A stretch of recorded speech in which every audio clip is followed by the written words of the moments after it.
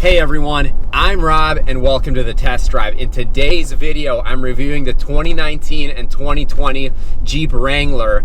And today, I'm gonna tell you everything that you need to know about this Jeep. Let's go.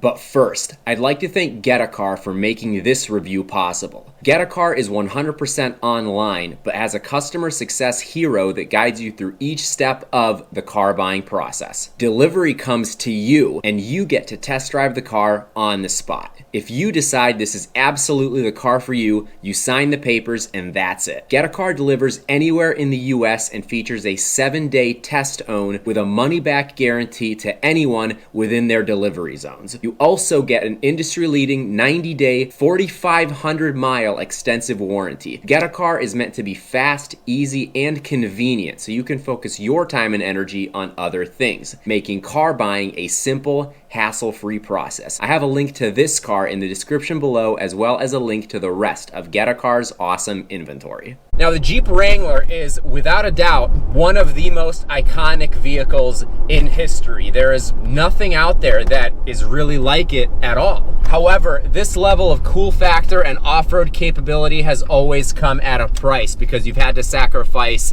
handling, ride quality, technology availability, fuel economy, and power in general, but it's always been worth it because the Wrangler is just that cool. However, the latest generation has sought out to change that and to make it a really good all-around vehicle, not just something that is so cool and so good at driving off-road.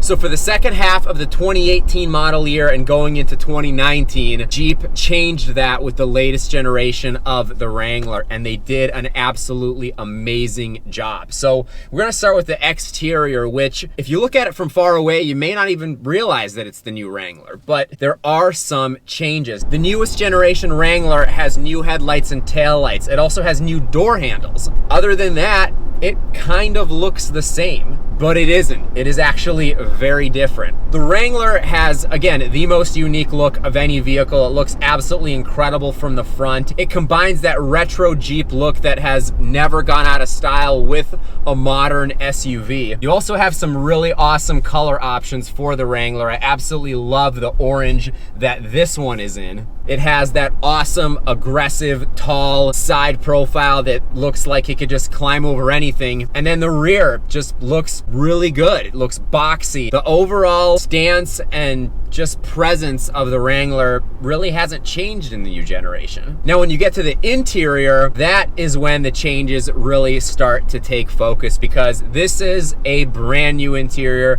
It's totally different and it is so much more modern. It looks on par with what other Jeep vehicles have looked like for many years. You have a nice, soft, brand new steering wheel. You have a new instrument cluster. You have this nice screen in between the tachometer and the speedometer that is way more modern than the previous generation screen. Gives you a bunch of vehicle information, obviously. The Wrangler that I'm driving is the Sport S, so it's basically one level above the base model, and while mine just has the basic 5-inch infotainment screen, there is a 7-inch Uconnect option that has Apple CarPlay and Android Auto. It's only $1,000 to upgrade to that, and it gives you some other technology features as well, so I would highly recommend getting that if if you were to option one of these, but this screen is nice too. It does have a backup camera. It has Bluetooth connectivity. I mean, it gives you everything that you really need. I'm also impressed with the connectivity options up front because in addition to a regular USB port, you also have a USB-C port. You have a brand new gear selector, brand new four-wheel drive lever. You also have a couple different seating options. The one that I'm driving just has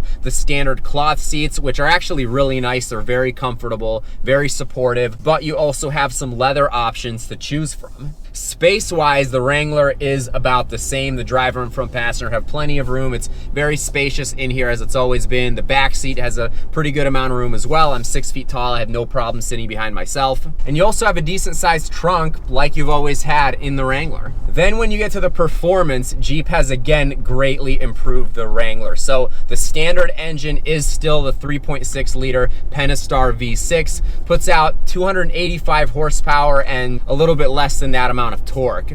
But the one that I'm driving has the first ever 2-liter turbocharged 4-cylinder, which is very strange to think about in a Jeep Wrangler, but this has a 4-cylinder. And honestly, you wouldn't really notice that it's not a V6. It doesn't have that like induction noise. It just kind of sounds normal. I mean, the Pentastar V6 never sounded like, it just always sounded like just a normal V6. And I mean, this 4-cylinder kind of sounds 4-cylinder like, I guess, but here's the thing with it. 270 horsepower, which is a little bit less than the V6, but then it puts out a very impressive 295 pound-feet of torque. So you get some decent fuel economy, which again, that's never been a strong suit of the Wrangler. It's never been about that. And then, as if those two options weren't good enough, Jeep is also putting the 3-liter Eco Diesel 6-cylinder in the Wrangler, and that is going to be absolutely awesome. I have not gotten to drive it with that. I've driven it with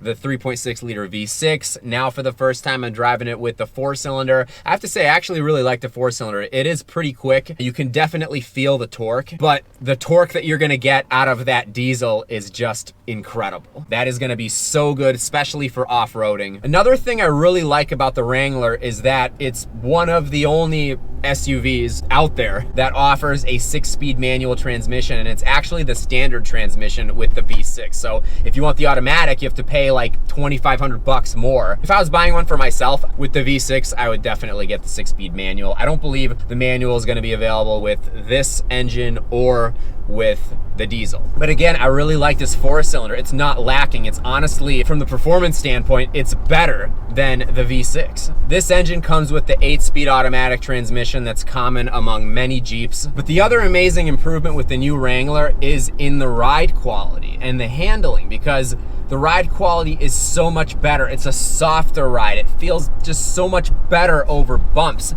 It feels more expensive. It doesn't feel like it's wandering anymore. The steering is more direct. It handles better around corners. It's just such a better all-around vehicle. And the Wrangler, because of how cool and awesome it is, it's always been worth any sacrifice that you'd have to make to drive it. But now I don't feel like you really have to make sacrifices anymore because it drives so freaking well. It's awesome. I'm so impressed with it. I'm also pleased to see that there are some safety packages that are available even at the Sport S trim level. You have the $995 safety group, which gives you blind spot monitoring, an injection molded black rear bumper, LED tail lamps, which look really good, and the Park Sense rear park assist system, which basically gives you the beeping sound when you get close to objects instead of just seeing it in the backup camera with no feedback. There's also the $795 advanced safety group, which gives you advanced brake assist, full speed collision warning plus, and adaptive cruise control. And lastly, there's a $745 headlamp and fog lamp group that gives you front LED fog lamps and LED reflector headlamps. And those new headlamps look really good. I wish that this one had them. So overall, while the Jeep Wrangler is definitely not a cheap vehicle, you get a lot of value for the money. And because of how iconic and special it is, I think it's honestly an absolute bargain even at this price. Even in the $40,000 to $50,000 range, you're getting a really amazing all-around vehicle. There's nothing like it out there. Because of this newest generation of the Wrangler, I would absolutely buy one. It is amazing. So I hope you enjoyed this review. If you did, please give it a thumbs up and please hit that subscribe button so you don't miss out on any awesome upcoming content. Once again, I'm Rob, this is The Test Drive, and I'll see you again in another video. Bye-bye.